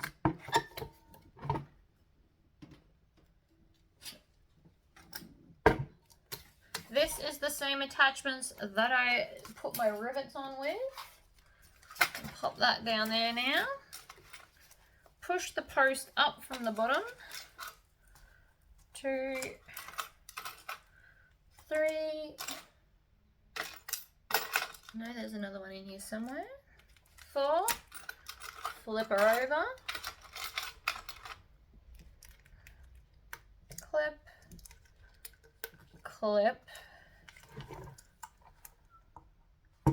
Squish. Squish. And you feel it squish. Right? And then you just want to pull on them and make sure they're not going to pop off, right? Make sure you've squished them enough. Beautiful. Now, I've already found my center points because of the logo, but you should do the side ones as well, because this is where the seam will sit on these little ones. Like that. And then from the bottom, make sure it's the bottom, we're going to, hold on, that way. I'm just lining up my logo so that when you turn the bag over, you can see it the right way up. And I'm going to make the clips face the base piece. Alright, we're going to do the whole straight edge like that, and then I'm going to come and do the opposite side. Now, this is all going to start fighting you a little bit, so you're going to want a lot of clips so it doesn't shift. So put your clips, I don't know, like an inch-ish apart, or somewhere thereabouts. Because as I'm sewing around this, it's not going to like the way we're going to push it. But it's not the boss, we are, so it's going to do it anyway. Now I'm going to open out this seam to make it easier to stitch. If you are not on an industrial machine, I do not suggest doing the entire exterior in vinyl. It'll get too thick at these corners where the strap connectors are. Just so you know.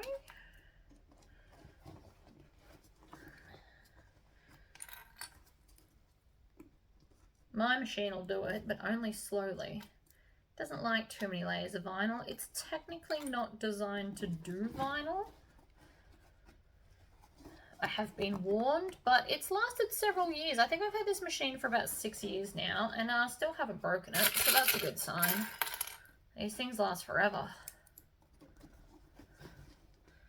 So we're just pushing in the corner, putting a lot of clips. I'm basically putting these right next to each other so that nothing slips out. And then the final one, so if you hold the edge, you should just be able to push where the stabilizer is, and outside of the stabilizer it's gonna go a bit wonky, but it's meant to, because the stabilizer is where, like, our stitching point. So long as there's no funny business going on inside where the stabilizer is, you should be good to go. Okay, so I am now going to squish it down and push this top back so it doesn't interrupt. And I'm going to start kind of in the middle. The reason for that is because it's going to fight me the least if I start here. If I try and start in a corner, we're going to have a bad time.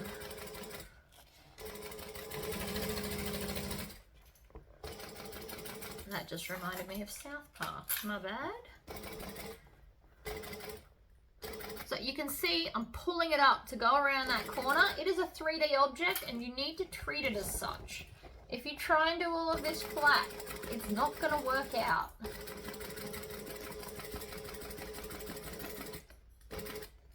Right, so I'm not actually touching it right now, but it's on an angle because we're on that corner. You also want to pull back this top so it doesn't whack into your machine.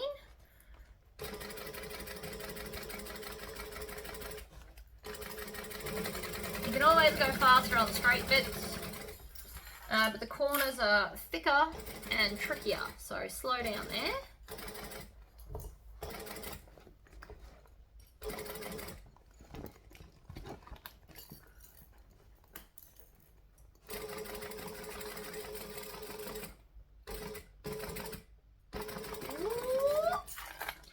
Final corner.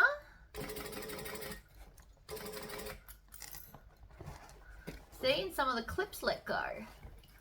So now I have to fight it while it's under the machine. This is why we use a lot of clips. Apparently I still didn't use enough.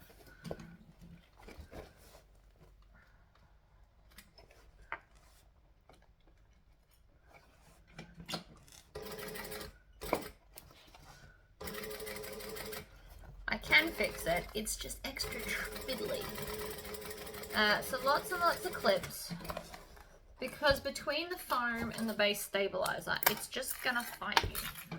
So before I go and do any turning, I want to check and make sure that everything looks good from the outside. So I don't know if you're going to be able to see that, but I'm pretty happy. Looks good, right? We're going to leave it like that. So we're basically out of pieces now, except for the handles to attach. So I'm going to take my exterior and I'm going to turn it out the right way. Now, you want to make sure these are flopping down out of the way. We're not dealing with them yet. And you also want your zipper tape to be down out of the way. So what I'm going to do is I'm going to take this and I'm going to clip it to the other zipper, right? So look at that, it's going to be held down. Now, we might not be so lucky for the other side. You can also just kind of grab a bit and tack it down. We want it down out of the way. I don't want to deal with it yet. So, in goes our lining, and I want my zipper pocket on the back panel, not where, so this is the front of the bag. I want it so when you open the bag, this side will see the zipper pocket. So we're going to make those sides touch. Then, these little short bits, the center of that goes at the side here, and I'm going to open that seam out and put the clips in facing the lining. Like that. Flip it. We're going to do the same to the other side, much like we attached it to the other piece. Then I'm going to pull down this, right? We haven't put our rivets in for a reason. We need to get it down out of the way so that we can stitch along. So I'm actually going to put the clips quite close together so that it helps to hold it down, because I need it down out of the way while I stitch this. So lots of clips will help with that. Right, and then we're just going to add more clips, lots and lots of clips. Like that, and then we're going to repeat with the other side. So again, push this down, line this up, lots and lots of clips. Push this down, line this up, lots and lots of clips. You will find after you've made, I don't know, a magic number of bags, that one day bag making actually just clicks and they all pretty much go together the same. Or if the pattern's written different, you can make it go together the same. We're together. Start wherever you like. I'm going to start where there's a gap because that makes sense to me. And we're going to stitch, we're going to back stitch. I'm going to lift this bag up and around. I'm going to clean up my clips as I go.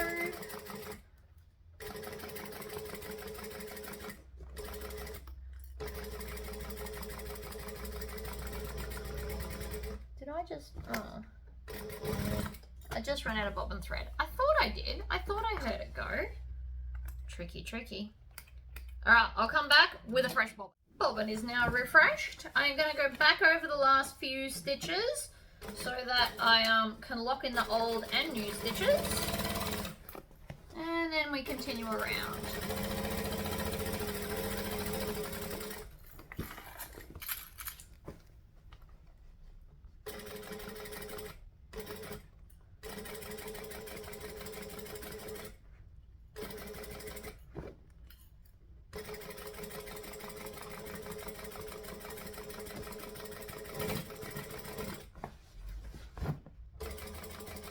back to the start, so we back stitch. Beautiful. Trim off the tails. Then I'm going to pull, so the whole bottom of the lining is open so that we can do this nice and easy. So I'm just going to push a corner through.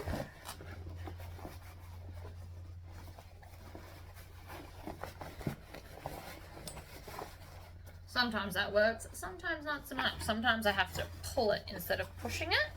And you also want to get the lining over the whole exterior, like that. We're going to pull it through. Oh, I really like this bag. Now I want to keep this one too.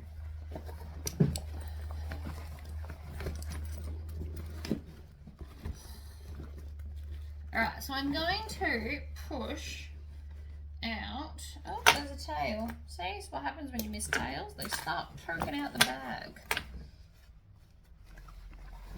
This bag's really pretty.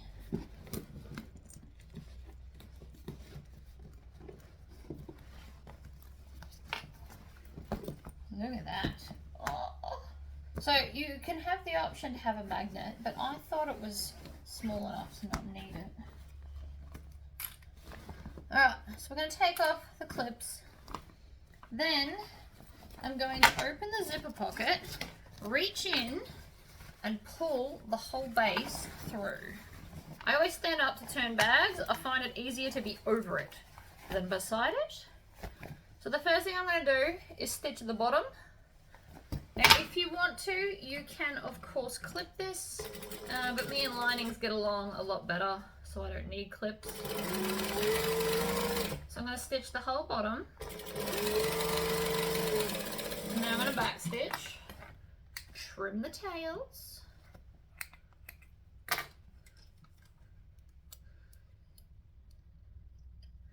Oi, don't you start.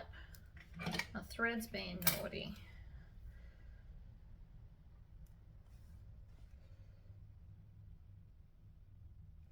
Always happens when I get close to the end of the rolls.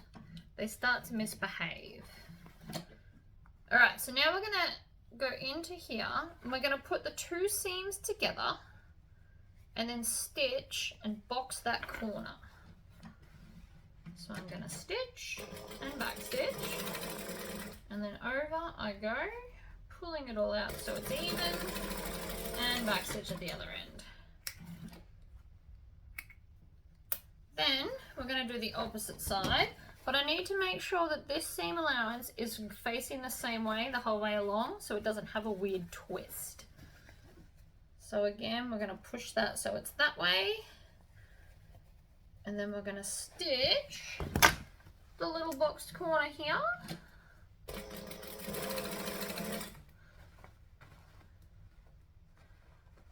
Like so. All the way across and back stitch at the other end. And that's now the bottom of the bag complete. So I can stuff it back into my zipper pocket. And then I'm just going to tuck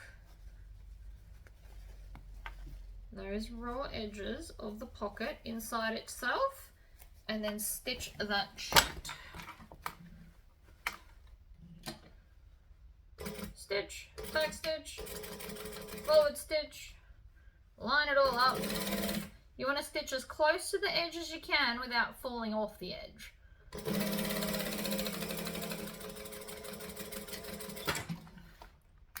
One and two.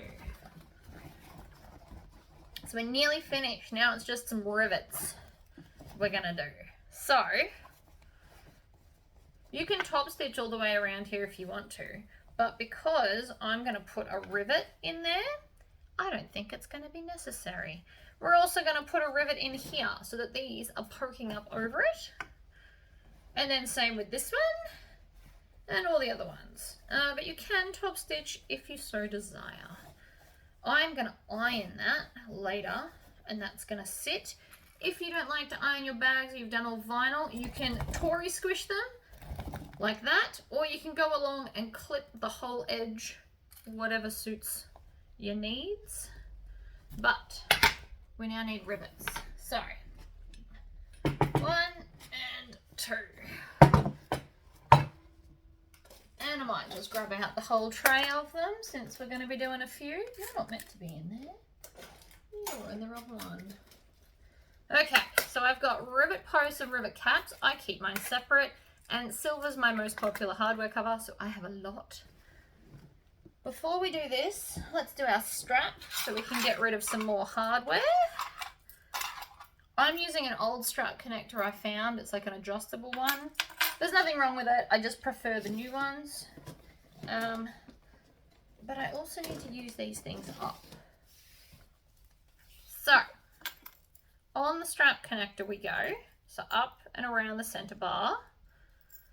And then I'm going to punch a hole there. Push a post and a cap.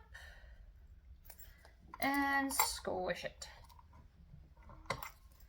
Then I'm going to take this and go through the swivel clip and then up one side, and I'm going to do a fair amount, and then back down the other side, and then I'm going to check it to make sure that there's no twists, which there's not, but I always like to check it because you never know what I accidentally do.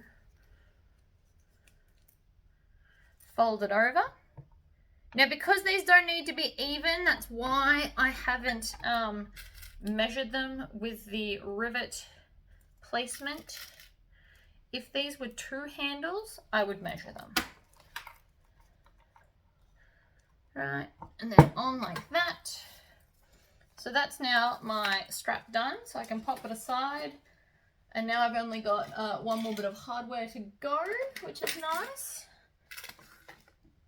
So, now we're onto this. I'm actually going to twist these this way because I need them to hang off the table. So I'm going to line up the edge here, and then I'm going to put it under, and I'm going to do a rivet. So it's going to go through all the layers. You want to make sure that they are really even. If you need to, put some clips either side of it like this to help it hold down and in place, because we're going to put the rivet through the whole layer like that. So on we go.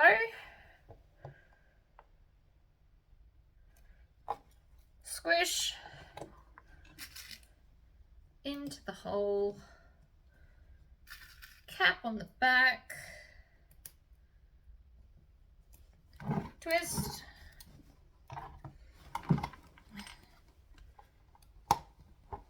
And squish. So that's one. Let's move on to the next one. So the top will actually have 6 rivets holding it in place, which is why I'm not so worried about top stitching. Also, depending on what fabric you've used, you've potentially got quite a bit of bulk. So this one's going to do the same thing. So it's going to sit like that. So I need to put some clips either side of here to make sure that it doesn't shift. Then we're going to pull up our D-ring connector, but we don't want to pull it so that the fabric's not straight. So you actually want to smooth it down, hold it, and then fold this up like that. And now we need to put a post in that.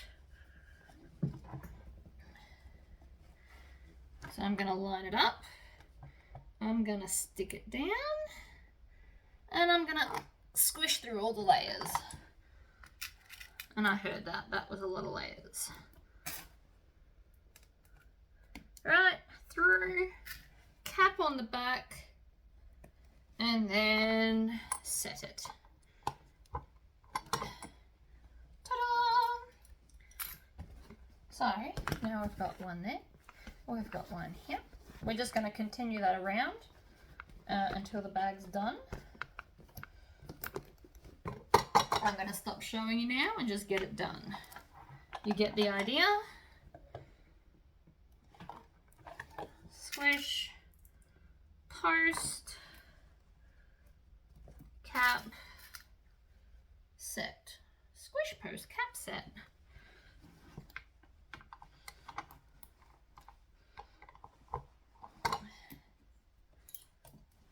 Halfway there, I've done one end of the bag.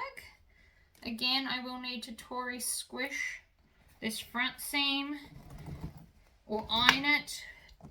You can do depending on what fabric you've used, whatever you like. This is a very cute bag though. I like this pattern. Squish, post, cap, not that one.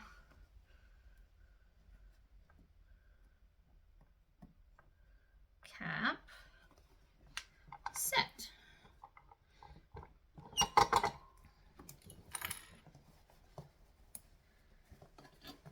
End cap, so I'm going to push all the way down. I'm going to fold it up, make sure it's even. Have these so that they are holding everything else in place. Under we go. Line it up. Sometimes lining it up is in fact the hardest part.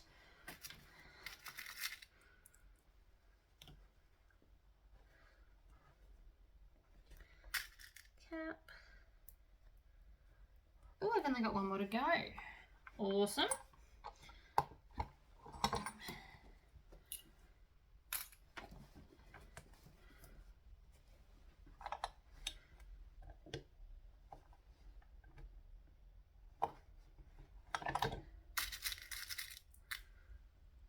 Post, cap,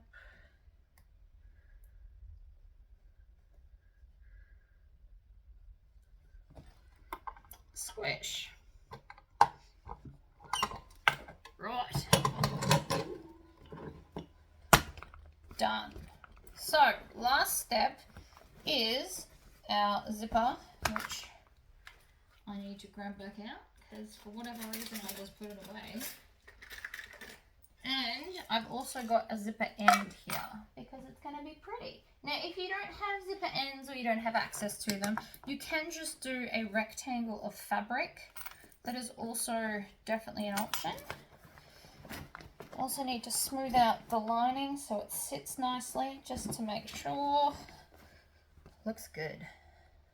I will iron that lining to the fabric a bit later. So I'm going to grab my zip and my zip end or zipper pull, depending on whichever you call it. Zipper, zipper pull, zipper tape, zipper, I don't know. Line them up, push them on. Then I want to do it all the way up and make sure that it does up properly at this end. Because if it doesn't do it properly, you got to undo it and go again. But I'm good. I'm going to fold under this end to make like a pointy triangle. Then I'm going to shove the zipper end on. And I use this term shove quite literally. Just shove it till it goes all the way in. It can't go on anymore. Then we get the little screw. Hover it over the end. Now the screw end is very, very pointy because it's designed to stab through the zipper teeth. Well, the nylon ones anyway. I nearly lost that. So I'm going to use my finger to help hold it. And then electric screwdriver. Now obviously you don't need one of these, but they do make it much, much easier. And then I'm just going to twist it so it gets to a certain point with this, and then it won't be able to do it any further. And then you manually screw it the last little bit. And that's that bit done. So the last thing we need to do is our handles. Now, you got some options. You could put a swivel clip on here to clip them on and off. You could just make a loop and so that it clips into the gate ring like so. I actually think I like that option. And I'm going to use rivets because I think rivets will be pretty. So, if you don't have a rivet placement thing, as much as I love mine, let's pretend like I don't have one. This is the one that I've lined up. So I've done that. They're the holes. Now I'm going to fold this over and pierce back through those holes like so. And then I'm going to grab the other handle, which obviously I dropped, and then line this end up and punch the holes And this is making them all the same. The only problem with this is if you're going to make multiple bags, you won't be able, unless you've pre-made all the straps, they're all going to be slightly different because I winged this with no actual measurements. But that is a way to do it. So that's all the holes. Then I need 4. 1, 2, 3, 4. 4 of these. 1, 2, 3, 4. And we're literally just going to fold them over nothing. Or you can attach them to the bag. But the point of this is that they are removable. So I'm just going to do that. And I'm going to squish it. And it feels really weird attaching it to nothing, just so you all know. I feel really weird doing this. There's nothing there.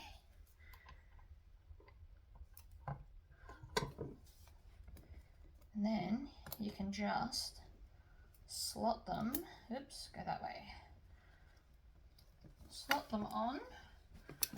Alright, so you just go into the gate ring, slot them on, and the handle is therefore removable. I don't know, it feels really weird.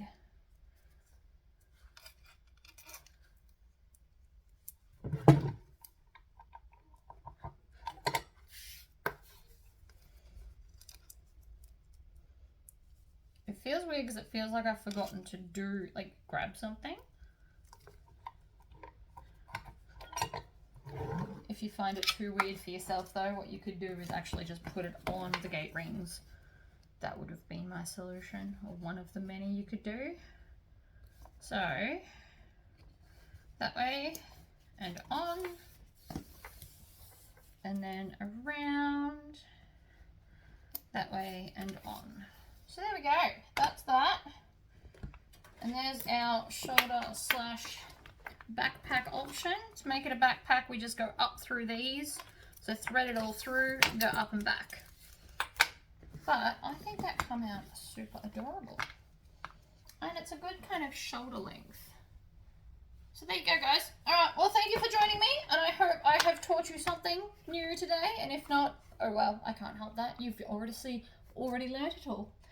But until next time, bye guys!